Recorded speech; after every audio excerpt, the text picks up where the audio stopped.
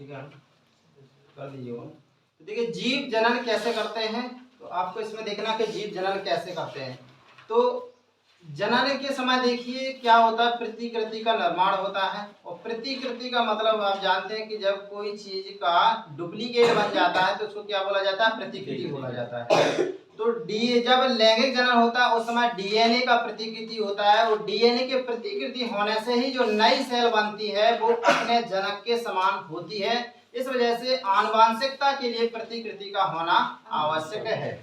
अब विभिन्नता देखिए, अगर कोई गुण सेम के सेम जनक कोशिका से संतति कोशिका में जा रही है, जनक का तो मतलब समझ रहे ना माता पिता, और संतति का मतलब उससे जो उत्पन्न होगी संतान। तो जनक से मतलब माता पिता और संतति से मतलब उससे उत्पन्न होने वाली संतान। ठीक है, तो जनक कोशिका से जो संतति कोशिका निर्माण होती है अगर गुणों में सेम की सेम है तो वो किसकी वजह से है, आनुवंशिकता की वजह से होती है। अब एक टर्म होता है विभिन्नता, क्या है, तो विभिन्नता का मतलब क्या होता है कि जब आप देखते हैं कि कोई भी लैंगिक जनन में जो संतति होती है 100% जनक के समान नहीं होती है।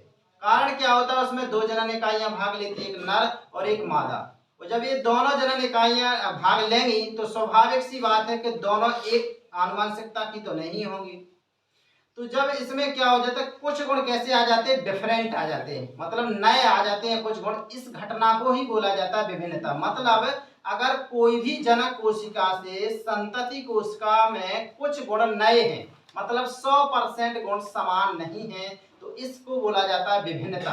मतलब ये मान लीजिए 100% गुण में से 80% गुण मतलब मान के चलिए आपके सेम है, अगर 10% 20% का अगर क्या आ गया, चेंजेस आ गया, परिवर्तन आ गया, तो उसको क्या बोला जाता है, आपका विभिन्नता बोला जाता है। और विभिन्नता देखिए विकास के लिए आवश्यक है, क्योंकि वातावरण की बदलती हुई परिस्थितियों के लिए ये जरूरी है कि जीव की आवश्यकताएं वैसे की वैसे नहीं रह सकती। आप देखते हैं कि आज आपकी आवश्यकता और पुरानी पीढ़ी से एक पीढ़ी चले जाइए, उनकी आवश्यकता में बहुत अंतर दिखाई दे रहा है। कारण क्या है, जैसा माहौल वातावरण चेंज हो रहा है उस हिसाब से क्या हो जाता है, परिवर्तन हो जाता है। तो अगर किसी भी जीव में विभिन्नता देखने को मिल रही है तो उसके जैव विकास का आधार मानी जाती है, क्योंकि कोई भी जीव समान परिस्थितियों में जीवित नहीं रह सकता है। अब देख लिए एक विखंडन क्या होता है। विखंडन का मतलब खंडन, और खंडन का मतलब क्या हो जाता है, जब किसी भी चीज के दो टुकड़े हो जाते हैं तो वो क्या होता है, खंडन हो जाती है। दो हो जाए, अधिक हो जाए। खंडन का मतलब क्या है, वो बट जाए, खंड हो जाए, उसके टूट जाए, वो क्या हो जाता है, आपका विखंडन हो जाता है। विखंडन को आप दो टाइप से समझ सकते हैं, एक क्या होता है, द्विविखंडन होता है, एक क्या होता है, बहुविखंडन होता है। अगर एक कोशिका से दो कोशिका बन गई तो द्विविखंडन, द्वि मतलब दो, और अगर बहु माने अनेक, तो मतलब क्या होगा, अगर एक कोशिका से अनेक मतलब सेल्स बन गई तो वो क्या हो जाएगा, बहुविखंडन हो जाएगा। आप अमीबा में देखेंगे तो अमीबा में कौन सा विखंडन देखने को मिलता है, द्विविखंडन देखने को। अमीबा की एक कोशिकीय जीव है। एक कोशिकीय जीव मतलब पूरे उसकी जो शारीरिक क्रिया होती है एक सेल के अंदर होती है।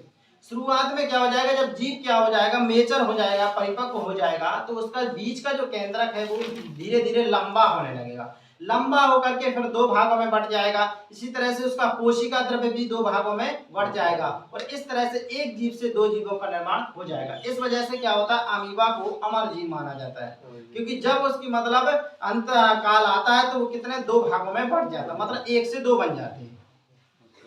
अब देख लीजिए अगर इसमें एक होता है लीसमानिया। लीसमानिया में भी दो विखंडन पाया जाता है, द्विविखंडन पाया जाता है। तो इसमें आप देखेंगे कि इसका जो शरीर क्या होता है, लंबवत, मतलब ऊपर से ऐसे बगल से दो साइड में बढ़ जाएगा। मतलब ये इसमें कैसा हो रहा था, क्षैतिज रूप से बढ़ रहा था, ये ऊपर से लीसमानिया दो भागों में बढ़ जाता है। इस वजह से लेसमानिया में भी क्या हो जाता है, द्विविखंडन देखने को आपको मिलेगा। लेकिन आपको जो मलेरिया परजीवी प्लाज्मोडियम होता है इसमें आपको बहुविखंडन देखने को मिलता है। इसका जो होता है प्लाज्मोडियम जो होता है, ये जो क्या होता है, जब परिपक्व की स्थिति में आता है तो इसके अंदर का केंद्र बहुत सारे छोटे छोटे टुकड़ों में टूट जाता है।